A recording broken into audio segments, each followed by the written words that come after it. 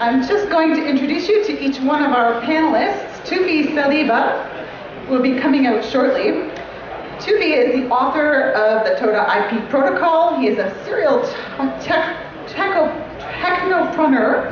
He's built 15 startups, failed at 11, and succeeded 3. Some of them have ended up at Google, HP, and his last AI startup became an Intel company, not yet an exit. Tufi served as the global chair for the Association for Computing Machinery. He is also an invited speaker at the WIC, the UN, the ITU, AI for Good, the Korean Banking Institute, the Korean Institute of Finance, a board member and advisor to several tech ventures, international national organizations such as the Financial Services Roundtable and the Banking Policy Institute. Please join me in welcoming Tufi Saliba.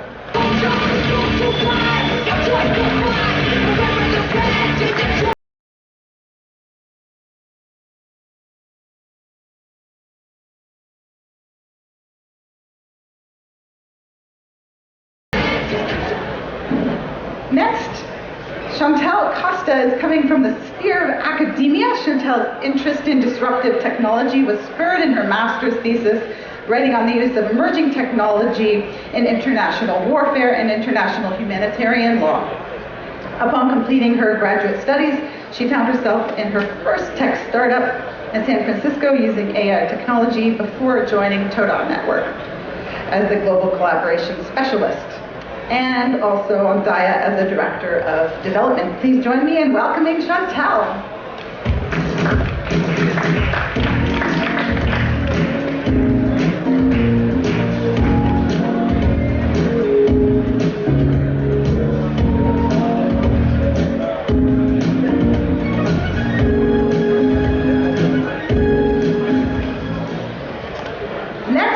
Dr. Ben Goertzel needs no introduction, but I have the great privilege of introducing him, as he's the CEO of the decentralized AI network SingularityNet, the blockchain-based AI platform company, and was before that the chief scientist of Hanson Robotics, where for several years he led the team developing the AI software for the Sophia robot. Dr. Goertzel also serves as chairman of the Artificial General Intelligence Society, the Open Cog Foundation, the Decentralized AI Alliance, and the futurist nonprofit Humanity Plus. Dr. Goertzel is one of the world's foremost experts in artificial general intelligence, a subfield of AI oriented toward creating thinking machines with general cognitive capability at the human level and beyond. He has also decades of expertise applying AI to practical problems in areas ranging from natural language processing and data mining to robotics, video gaming, national security, and bioinformatics. He has published 20 scientific books and more than 140 scientific research papers, and is the main architect and designer of the OpenCog system and associated design for human-level general intelligence. Please welcome Dr. Ben Goertzel.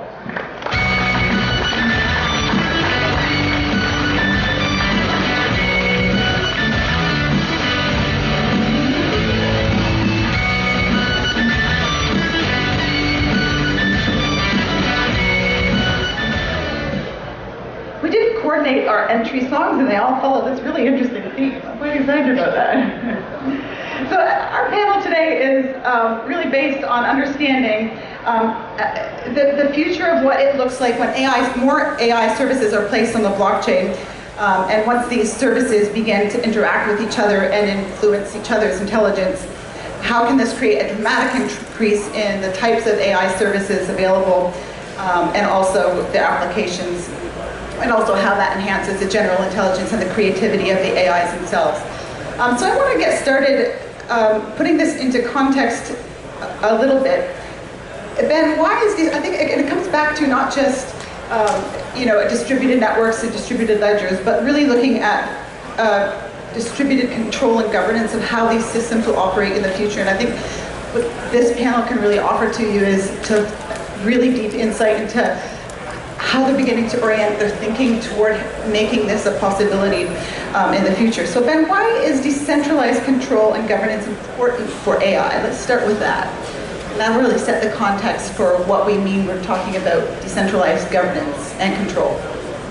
Artificial intelligence is becoming big time now. We can all see that. It's rolling out in every area of industry, government, education, every area of our lives. And this is not about AI systems that are sitting in a box somewhere doing their thinking independent of the rest of the world. AI systems are interwoven with data about all of us and with the actions that we take in all of our lives. And what this means is that who is controlling and guiding these AI systems becomes of critical importance. I mean, increasingly, whoever controls the AI, whoever owns the AI, controls and owns the world and the future of the world, human intelligence and the AI intelligences that are being created. So the choices are, either a few parties, a few large corporations and governments control the AI that increasingly controls the world, or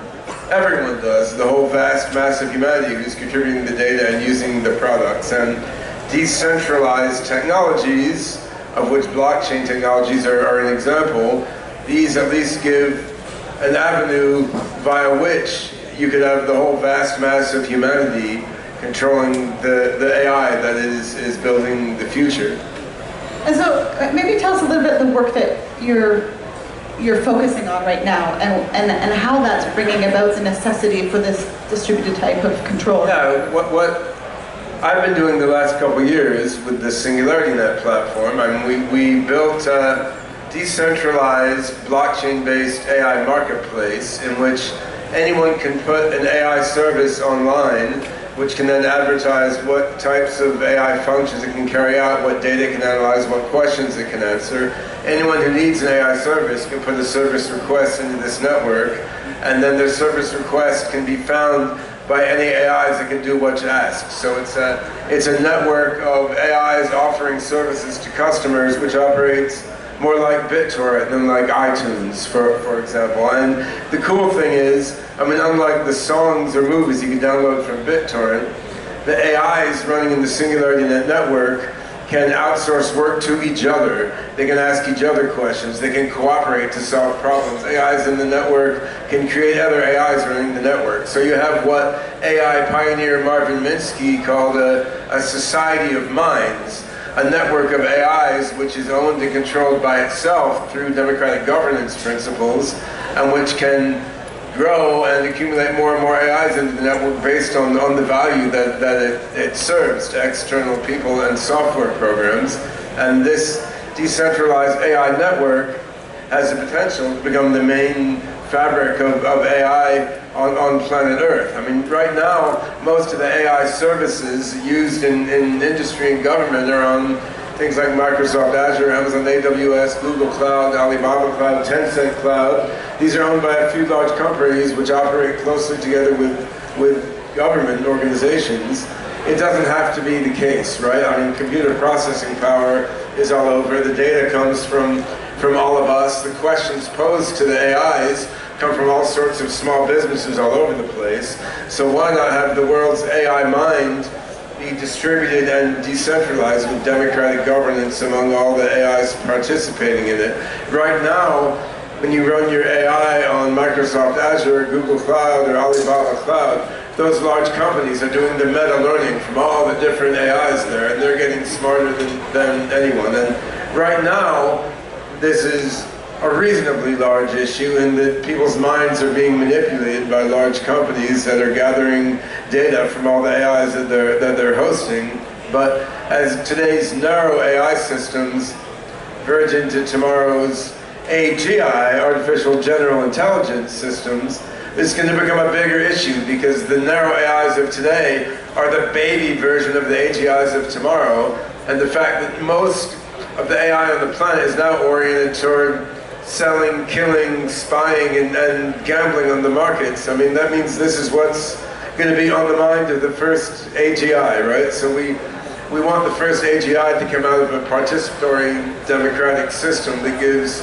full honor and acknowledgement and compute power to all the human activities in the long tail of humanity. And that's what we're doing with SingularityNet platform in partnership with Tufi's Toda Network and a bunch of other interesting projects. I love how you're inventing all these new types of possibilities, and I want to get a greater understanding. Tufi, maybe you could highlight a little bit about what's inadequate in current blockchain tech for this type of control and governance that Ben's talking about. So one thing that not a lot of people pay attention to is what the intent and the raison d'etre of the blockchain that hasn't been realized yet, but that does not mean it's not coming. The intent of the technology is to reduce the friction tremendously from where it is today. And where is the friction today is not in the actual processing of the machine that is sitting in a database inside a bank or whatnot. It's in having administrators who's making sure that the other administrators are doing their work correctly, then having a manager on those, then having an auditor, then having an audit on the auditor, then having the government to make sure that this is doing its job correctly. And all of that ends up adding a lot of friction. Now, if you're able to ensure that people's value is secured in a certain way and transmitted in a certain way, using technology alone, you eliminated all of that friction that sits in the middle. That is being done today, and we've only got to 0.2% global penetration in blockchain. So the current blockchain penetration, when you hear a lot of people telling you, hey, this is revolutionary or whatnot, the idea is revolutionary. The idea is yet to manifest itself, and when it does manifest itself, it gets to the remaining 99.8%. It's currently still at 0.2%. It's stuck in certain places or whatnot. Now, why am I telling you this? Because when it comes to AI, a lot of companies that they're centralized, they work on centralized AI without paying attention to that additional friction that is coming their way. So every single AI service on the planet today, they have to comply with the laws in Belgium and keeping certain data in Belgium as it's processing. And at the same time, they have to comply with certain other laws that it's in, like South Africa or whatnot. By doing it that way, it's adding a lot of friction that by the time they run it, the processing is not the cost, it's that added layers and layers of things to make sure that they are compliant, as opposed to what we're building here. When we say decentralized AI, it's compliant by design, it's privacy by design, it's security by design. We will win, they will lose, and that's what we're launching to the planet. We're launching something that can go to each and every Homo sapien. We're giving it back to the people rather than taking it from the people by design. So it's not like, hey, we're gonna take it from you and then there's a service that's gonna provide you with certain privacy, you have to pay them, and there's another service gonna add this thing or whatnot. No, by design, we're giving everything that belongs to you, stays with you. And then you can elect certain elements that are extremely necessary, what goes out using cryptography. So blockchain is a subset of cryptography, and that's what we're inserting into AI, and that's how, at the end of the day, we will win that battle, because by reducing that friction by over 99%, we will get a lot more done with a lot less money in every single company. Yeah, I love those consensual-based models. And Chantal, maybe I'll go to you for a minute. And in this type of a model, do you think democracy can be preserved? What Tuvi's talking about, and if not, who should lead this new, idea of governance? So that is like a tricky question, just because there are so many opinions on that. Some experts in the field, like Yuval Noah Harari, he argues that AI is going to erase democracy, that technology is tyranny, that it will further ensure that power goes to a small elite group of people. But in saying that, there is hope. He does also say perhaps data ownership should be regulated, and it's important to ensure that distributed data processes become more efficient than centralized data processes, because right now AI runs on the concept of a centralized database. And that's problematic. Why? Well, right now, who controls these centralized databases of information? Huge corporations, Microsoft, Facebook, Google. They are monopolizing all the talent in the AI industry. And they're hoarding these huge silos of data. And that is so important because you need such insane amounts of data to create the best machine learning models. So the question of, is there democracy in that system? Right now, there isn't, but there's hope. And I think this is where blockchain can actually come into the picture on two fronts. On the front that it can help decentralize the use of AI. So as I was saying, like companies control all these data, all these data, huge silos, whereas on a peer-to-peer network, that information is shared and more available and more accessible, so it becomes more widely accessible. And then even on the tech side, like technology to technology, I think blockchain can help AI in the sense that right now with AI, there's an explainability issue. You have the input, and then you have the output, and in the middle, there's this black box of like, what happened? How did the AI machine learning process get to its end result? We don't know, we don't see it. All that decision-making process happens, and we have no idea how it happens. But on a blockchain, you can actually see there's like an audit trail, and you can resort back to how it happened. So it provides more transparency, and it fixes the trustworthy issues in AI. And to build more trust, that's a great way, in my opinion. But at the same time, blockchain isn't the end-all, be-all.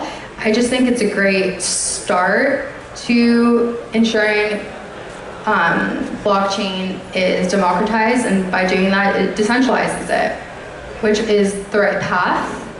And then who should lead? Sorry, this is a little bit of a rant. That's also a very hard question. At the end of the day, the most valuable currency in the world is not monetary. It's not crypto, it's not dollars, it's information. The most valuable currency is data. So everyone is fighting for it, governments and big corporations. And a lot of these governments, once again, have these silos of information, and some of them who are leading the charge is US, UAE has some great initiatives for blockchain and AI, and even Israel. With Israel, you can almost call it like a surveillance state at this point. All the governments are doing this, by the way, but Israel is just a great example. I think Michael Foucault is probably rolling in his grave. But essentially, Israel had a whole mishap in 2017 because part of their cybersecurity is to monitor Facebook posts of Palestinians. And one morning, a Palestinian laborer actually posted a photograph of himself at the beginning of his workday in front of a bulldozer. And he wrote in Arabic, "Good morning," and unfortunately, Israeli AI security misinterpreted the Arabic word "good morning" for harm them, because they're quite similar in how they're written. So they immediately arrested him, and later found out, oh, AI error. So right now, governments are kind of just using AI and like the idea of blockchain for surveillance and punitive measures, which isn't the greatest. Do we want governments to lead the way for AI and blockchain? I'm not sure, that's a little risky. But I do have an opinion on who shouldn't lead the way of AI and blockchain. Definitely not corporations. FANG, G-Mafia, whatever you want to call it. G-Mafia, Google, Microsoft, Amazon, Facebook, IBM, Apple, G-Mafia, new term. Those are who you don't want to lead the way. And what I recommend, or what I think is a great... Can I jump in? Go ahead. So I think if we don't want them to lead, that doesn't mean that they are not going to lead. At the end of the day, if they have more money and they have more power, they will lead, and we will lose the battle. And if that ends up getting to the point where the future of humanity is enslaved, it's something that you wouldn't put your children into, that's what ends up happening. You know, everybody will look back and be like, oh my God, yeah, I remember in that conference, now we can't even think of a specific topic without getting arrested. That's where it's getting to. This is what now people are realizing, where we are going. It's going to get to a point where you currently, in the audience, you have one of the liberty that you don't appreciate, for example, the ability that each and every one of you can kill yourself. That is a choice you can make. That may not necessarily be a choice you can make 10 years from now. Imagine somebody taking that away from you. What else can they be taking away from you in next generations? That's what now people are realizing where we could be heading. We could be heading towards a future where we wouldn't put our children into, but we are putting our children into that future if we don't do anything about it. So how do we win that battle? We don't just like sit back and say, well, we don't want them to do that, and we just sit back home and cry. No, we don't do that. You know what we do? We introduce the crypto into AI, we bring blockchain into AI, and with that, yeah, please, give me an applause, I deserve it. Super for president. What we do, we introduce a process, call it blockchain, let them watch it, that it costs about 100,000 times more than regular databases, and let them get busy with that. That's what they're doing today. That's what they think blockchain is. But in reality, what we're doing, we're actually introducing a decentralized AI that is going to cost 99.9% cheaper than their current AI, and with that less cost, we will win the battle and they will lose that war. Yeah, this is a key point, and I think that ties in with something she was saying, which is, you know, we need the decentralized AI to be, you know, cheaper and better than the centralized AI. And there are many challenges there, but there's also some fundamentals that will allow this to happen. One of the challenges is, on a purely computer science basis, there are many ways in which a centralized system, it's easier to make efficient than a decentralized system. On the other hand, projects like Tufi's Toda Network are overcoming that by making at least more and more efficient decentralized fabrics, although it may not get as efficient in every case as a centralized system.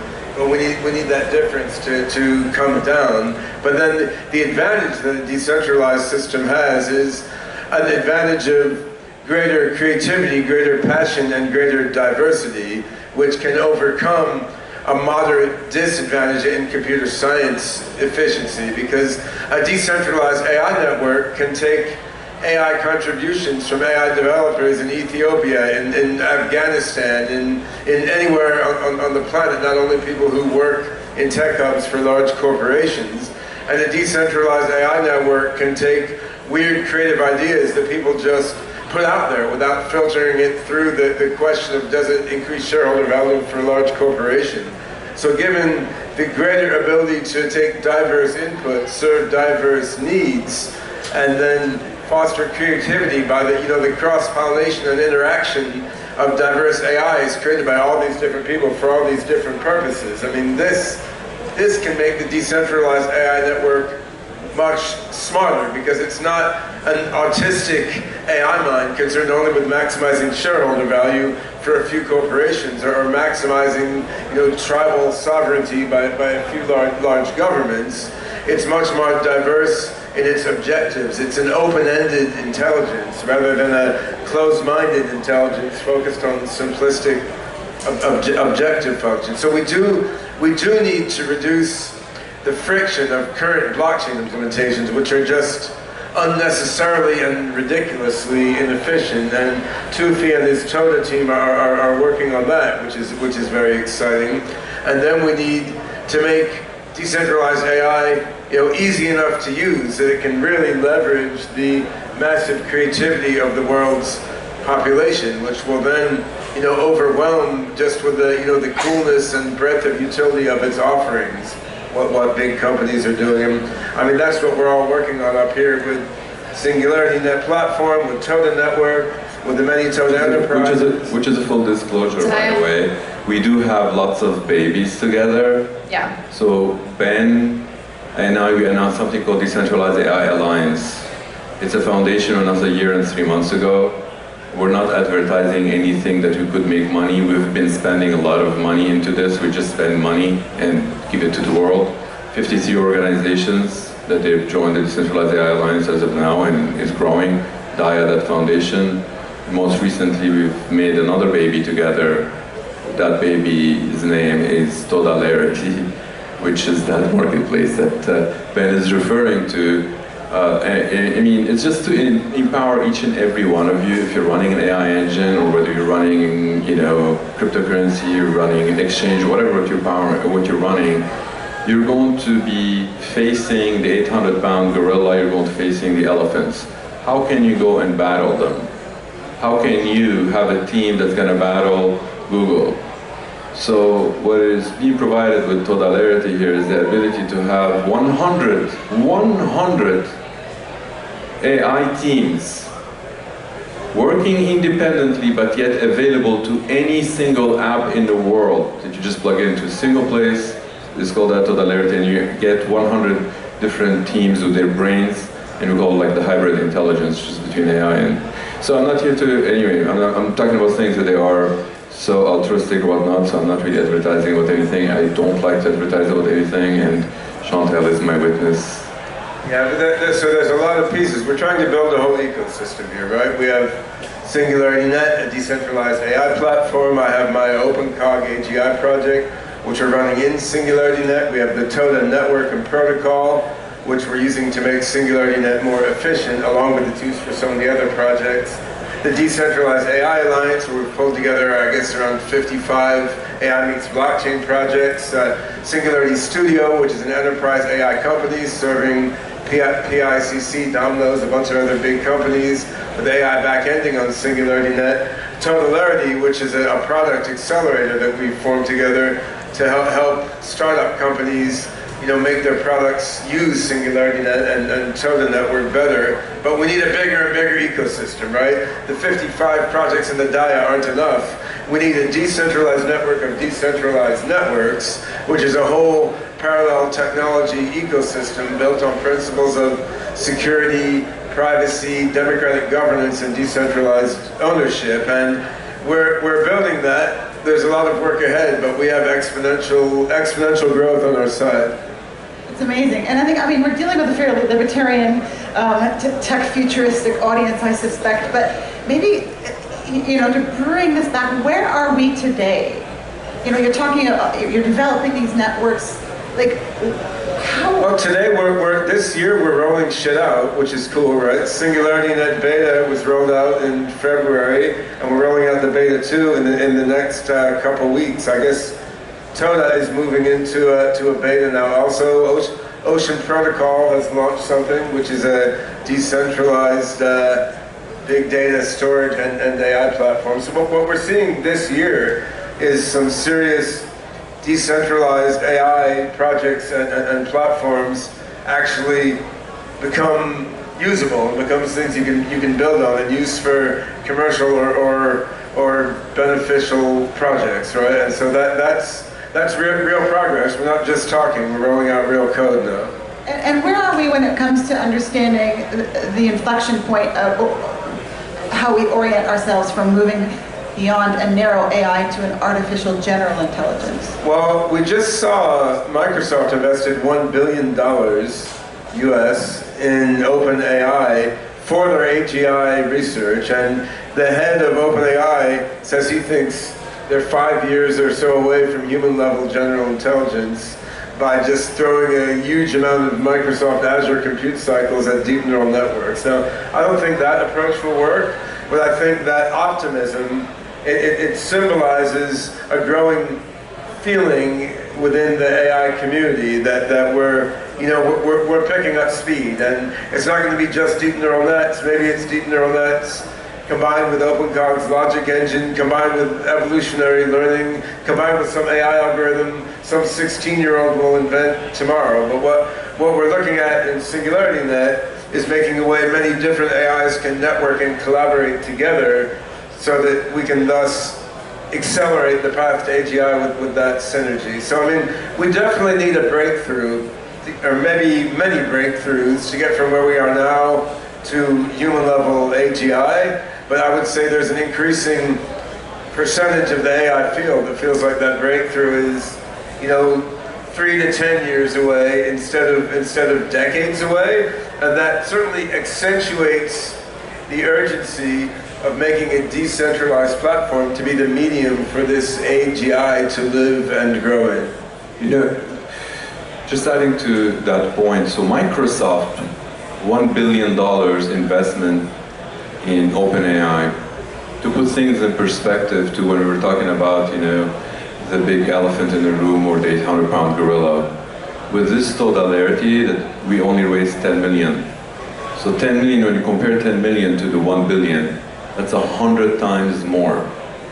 So in the eyes of the Martians, or anybody who's looking at it, 1 billion versus 10 million, of course they're going to win, of course.